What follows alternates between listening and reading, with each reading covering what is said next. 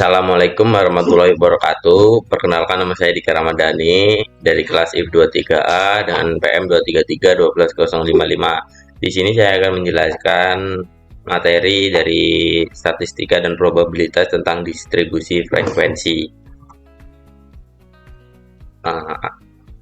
Apa aja sih yang kita pelajari? Yang pertama, definisi umum distribusi frekuensi. Kedua, langkah-langkah membuat distribusi frekuensi. Dan yang ketiga, kesimpulan. Definisi umum distribusi frekuensi. Distribusi frekuensi adalah representasi dari kumpulan data yang disusun berdasarkan kategori atau interval tertentu, di mana setiap kategori atau interval menunjukkan jumlah pengamatan atau frekuensi yang termasuk dalamnya. Distribusi frekuensi membantu dalam merangkum dan memvisualisasikan data, sehingga memudahkan analisis dan interpretasi. Selanjutnya, langkah-langkah membuat distribusi frekuensi. Membuat distribusi frekuensi adalah proses mengorganisir data mentah ke dalam tabel yang menunjukkan frekuensi atau jumlah pengamatan dalam setiap kelas atau interval. Berikut adalah langkah-langkah yang terlibat dalam membuat distribusi frekuensi. Yang pertama, kelas atau interval. Definisi kelas atau interval adalah rentang nilai yang digunakan untuk mengelompokkan data. Setiap kelas mencakup sebuah nilai tertentu dalam dataset. Penentuan interval kelas harus mencakup seluruh rentan data yang ada, dan biasanya interval ini dibuat dengan ukuran yang sama untuk memudahkan analisis. Sebagai contoh, di sini kelas yang pertama 60 sampai 69, kelas kedua 70 sampai 79, kelas ketiga 80 sampai 89, dan kelas keempat 90 sampai 99.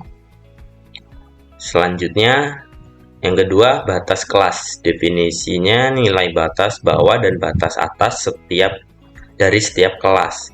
Contohnya, kelas 60 sampai 69, batas bawahnya 60, batas atasnya 69. Kelas 70 sampai kelas 79, batas bawah 70, batas atas 79. Kelas 80 sampai 89, batas bawah 80, batas atas 89. Kelas 90 sampai 99, batas bawah 90 dan batas atas 99. Yang ketiga, titik tengah kelas, midpoint. Definisi nilai tengah dari kelas dihitung sebagai rata-rata batas bawah dan batas atas kelas. Rumus yang digunakan adalah titik tengah sama dengan batas bawah ditambah batas atas lalu dibagi 2. Contohnya kelas 60 sampai 69, titik tengahnya sama dengan 60 tambah 69 dibagi 2, yang hasilnya 64,5. Kelas 70 sampai 79, titik tengahnya 70 dan 70 tambah 79 dibagi 2 sama dengan 74,5. Begitu pula dengan kelas yang 80 dan sampai 89 dan kelas 90 sampai 99. Berikutnya, frekuensi. Definisi jumlah pengamatan yang termasuk dalam setiap kelas.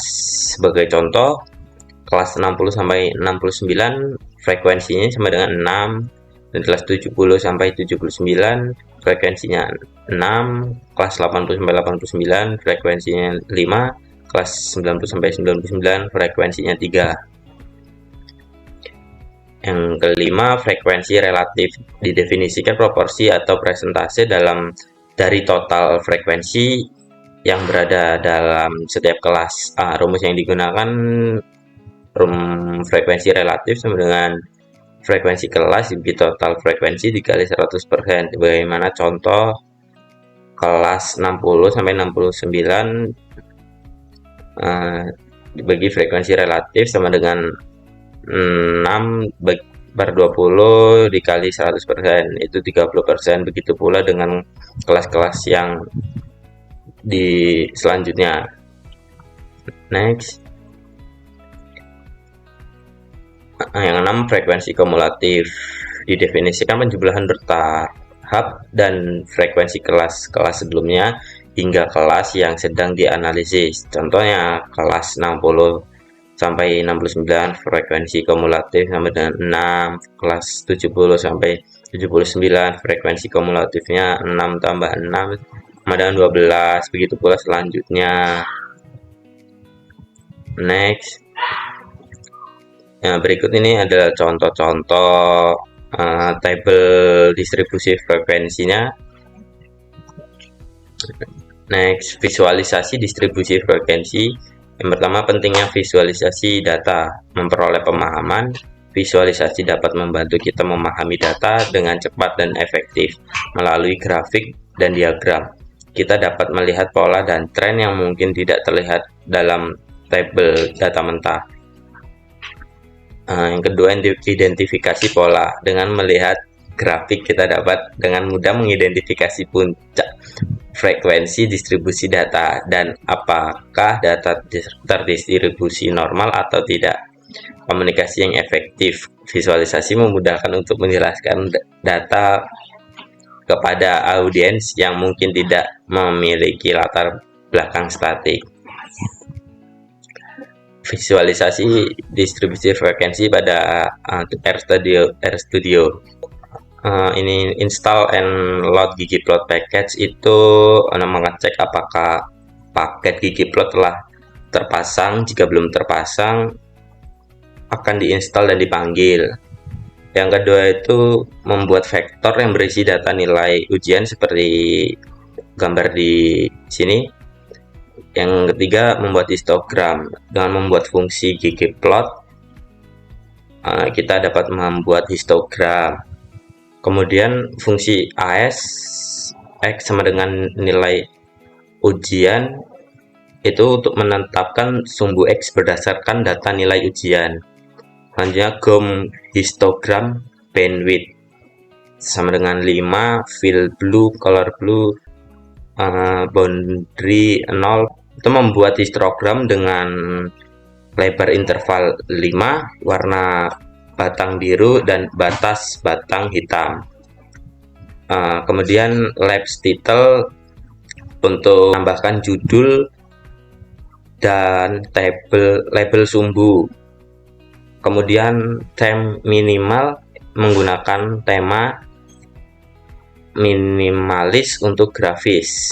Gambar di atas ini menunjukkan distribusi frekuensi dari nilai ujian siswa dalam interval 5. Poin dari histogram ini, kita dapat melihat bahwa nilai ujian sebagian besar siswa berkisaran antara 82 sampai 91 dengan puncak frekuensi pada interval 87 sampai 91. Kesimpulannya, distribusi frekuensi adalah teknik yang sangat berguna dalam berbagai bidang untuk menyederhanakan, menganalisis, dan menginterpretasikan data.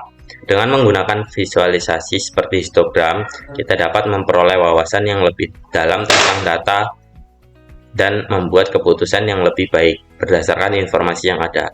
Visualisasi data tidak hanya membantu dalam analisis data, tetapi juga dapat menyampaikan temuan kita kepada audiens dengan cara yang mudah dipahami dan informatif. Dengan memahami dan menerapkan distribusi frekuensi, kita dapat mengubah data mentah menjadi informasi yang bermanfaat dan actionable, yang penting untuk kesuksesan dalam pendidikan, penelitian, dan bisnis. Thank you for listening. Sekian dari saya ucapkan wassalamualaikum warahmatullahi wabarakatuh.